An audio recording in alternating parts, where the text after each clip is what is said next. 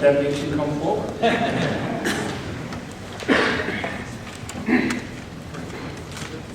And Marcy?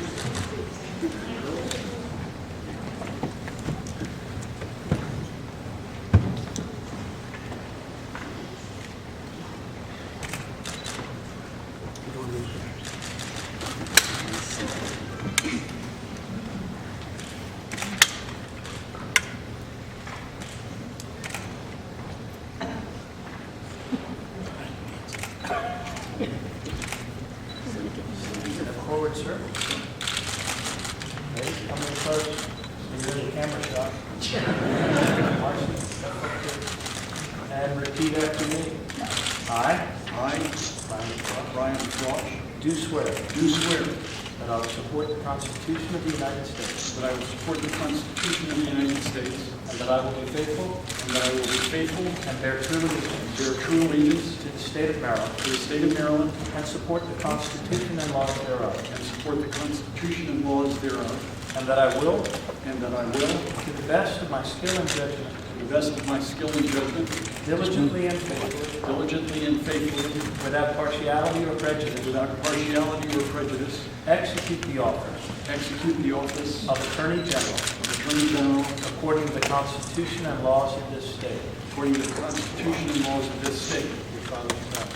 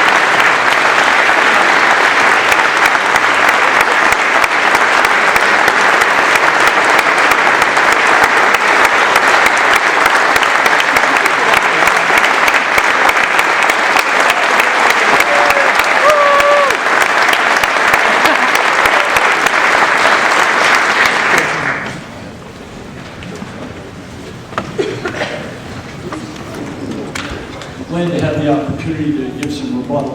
I want to thank my friends, Ike, Nancy, Steve, Doug, Mike, and Governor. Thank you all very much. Thanks to all of you for being here, and thank you for your very, very kind words. It's been an honor to work with each one of you. Governor, Mr. Speaker, Mr. President, Chief Judge, distinguished guests, friends, colleagues, I'm deeply honored that you're all here today. The weather was challenging, and I really appreciate the fact that you made the effort to be here with me. The last time I stood on this rostrum was almost 28 years ago.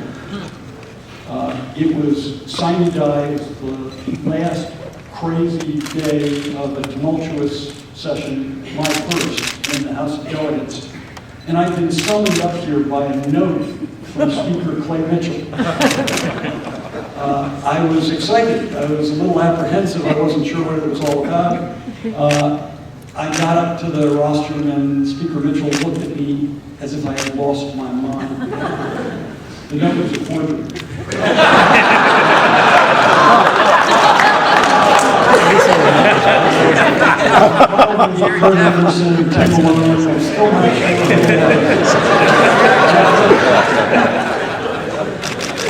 I think the speaker thought I was a page and he was wondering where his coffee was. He was very polite. He did not ask me to say a few words.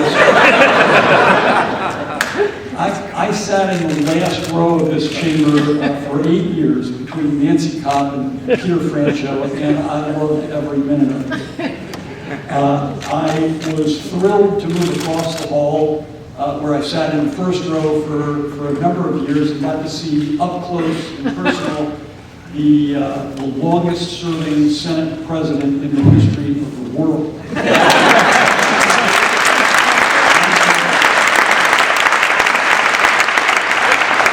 Thank you, Mike, for giving me the opportunity to serve as chairman of the Judicial Proceedings Committee. I'm obviously very happy to be here today. It would take me all afternoon to thank those of you who helped me, who gave me good counsel, who knocked on doors, worked phone banks, worked the polls on election day. I'm deeply in your debt. I do have to name Susie Turnbull and Janie Merkin, who worked very hard to make it.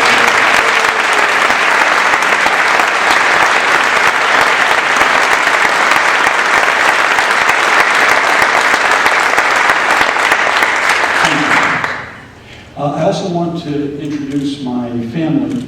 My wife, Marcy, was enthusiastic from day one. She was an invaluable advisor and a great partner and a great surrogate. My children, Elena and Alexandra, were wonderful. They've been very understanding. They pulled me aside last week to give me advice about what to say today. They said, Dad, don't try to be clever. Don't try to be funny. Just be yourself.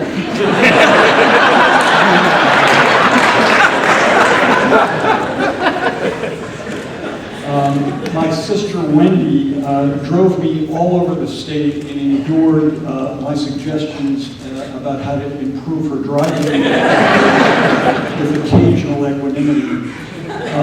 She was a surrogate for me as well, and between Marcy and Wendy, I'm sure they got more votes for me than I did.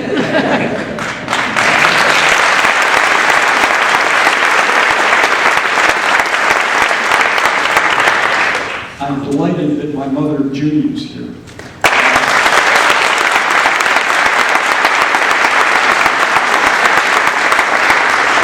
Today is her 94th birthday. Oh.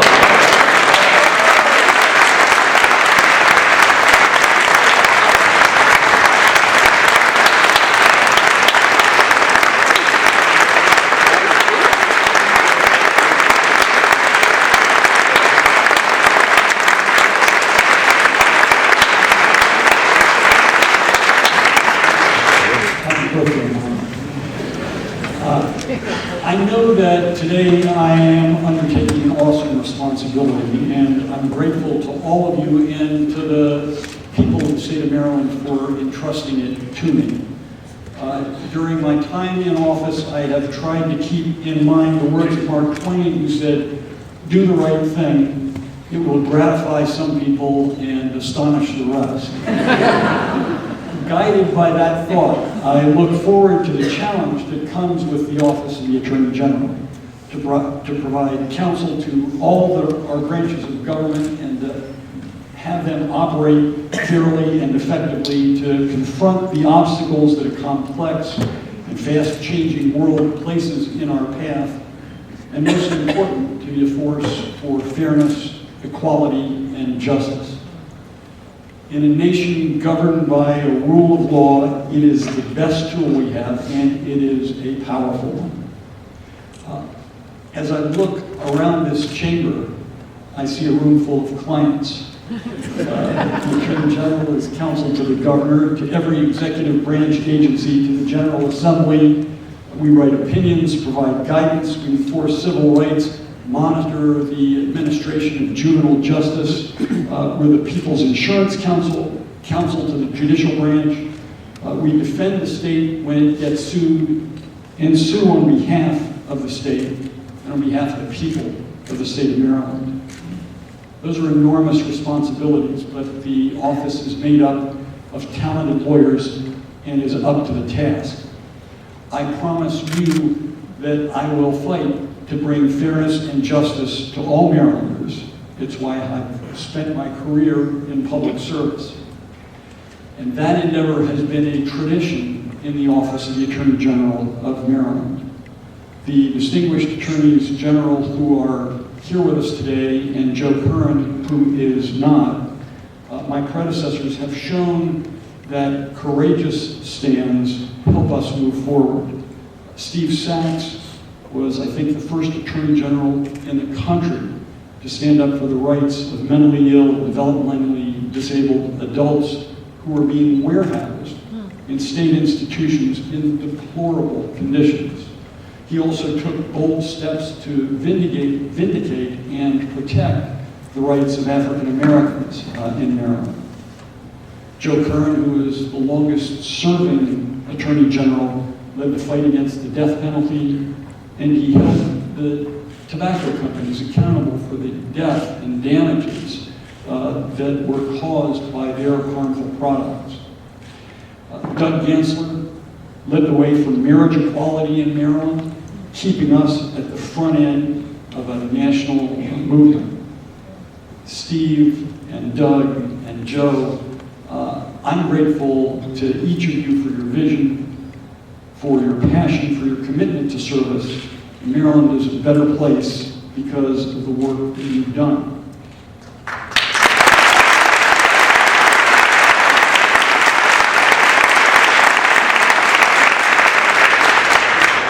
We still face many challenges, and there's much to do. We've improved our crime-fighting strategies, and I was proud to work with Governor O'Malley to enact landmark legislation that will reduce gun violence, but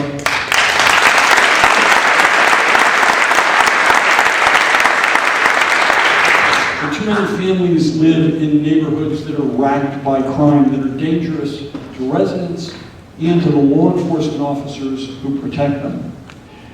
50 years after the March on Selma, half a century after the enactment of the Civil Rights Act, then after the enactment of the Voting Rights Act, people are still judged by the color of their skin, by their ethnicity, by the way in which they worship. Seniors, working families, even children fall prey to deceptive schemes and unscrupulous individuals, and our high-speed, internet-driven society makes them ever more vulnerable. We're reminded how fundamental clean air and clean water are to us, to our very survival, when we watch next door in West Virginia as a chemical spill of a few thousand gallons pollutes the drinking water for 9 counties. Or in North Carolina, where a spill coats the Dan River for 70 miles with coal ash and heavy metals, toxic chemicals. Maryland's working families need economic growth. We must be, and we are, a state that's welcoming to business. We must foster a climate that creative and ambitious enterprises seek out. A keystone of such an environment is having rules that are simple, clear, and fair. And it's even more important that the participants in our marketplace understand that the rules will be enforced. Those who break the rules will be held accountable so that honest businesses will not be at a competitive disadvantage to those who cheat or pollute or deceive. We must work to make our public institutions a force for good, and I strongly believe that the best government is open government. The Office of the Attorney General will be a strong advocate for disclosure, for openness, for transparency in Maryland. Since the start of the global recession, state agencies here have been stretched thin. There are fewer inspectors, but more permittees. There are fewer caseworkers, but more cases. There are fewer police in the Department of Natural Resources, but they still must guard the entire Chesapeake Bay and our parks and our forests. Every year, we say bravely, we'll do more with less. The truth is, we'll do less with less. It's a fact of life, though. In the Office of the Attorney General, we will deploy our resources strategically. We'll work with our partners at the local level, with state's attorneys like Angela Alsop-Brooks and Marilyn Mosby and John McCarthy. We'll work with police and sheriffs. We'll work with our U.S. Attorney, Rod Rosenstein, and with the EPA and other federal departments. We'll work with attorneys general in our neighboring states and around the nation. We'll leverage those resources to keep Marylanders safe at home, in school, on the streets, and online, to protect Maryland consumers from identity fraud and from scams, and to crack down on polluters. The Attorney General is the people's lawyer. We have a mission to provide justice, and we can make great things happen. I want to conclude by sharing a few words from a man who knew a little about how to use the law for progress, the father of our former Lieutenant Governor, Robert F. Kennedy. And he said, each time someone stands up for an ideal, or acts to improve the lot of others, or strikes out against injustice, that person sends forth a tiny ripple of hope, and crossing each other from a million different centers of energy and daring, those ripples build a current which can sweep down the mightiest walls of oppression and resistance. I hope to use the law to harness the energy and the talent of the women and men in the office of the Attorney General to send forth ripples, indeed waves, of hope, of justice, and to improve the lives of Marylanders to make our state better, safer, and more just. Thank you very much.